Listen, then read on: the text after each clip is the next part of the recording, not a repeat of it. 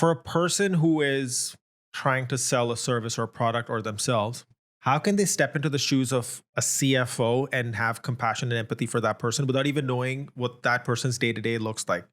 Like, there's such a huge disconnect between what the life of a CEO looks like, or a CFO, or CTO. Hmm. So, what would be your recommendations or learnings or insights Yeah. into helping other people make a mental map of, okay, this is the person, this is their worldview, this is what their day to day looks like? How do you do that? Yeah. Yeah. I mean, it's a great point, and I don't think you can possibly Right. make a sale unless you are intimately aware of what the day to day is, what their challenges are, what their before and after is. And so I think there is a lot of focus on, people spend a lot of time focusing on like the details of the sale.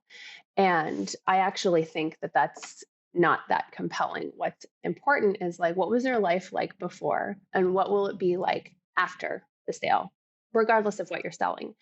And I think as a salesperson, that's what you have to know. You have to have a really, really vivid picture of their day to day, their struggles, what they want.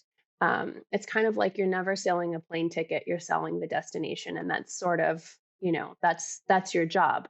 Your job is to understand what the destination is, where they're leaving, um, and if you don't know that, then sales will be much harder. Um, and so for me, it was having a lot of conversations. I sell through conversation. And so I'm always talking to prospects, to my ideal clients.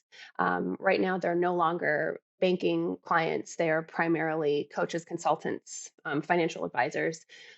Um, so not treasury management, but anyway, doesn't matter. But I spend a lot of time talking to them, understanding what are you struggling with most.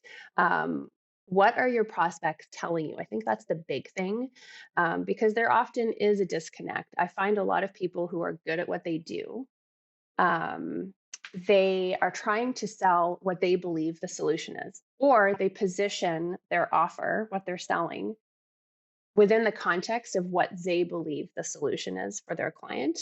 But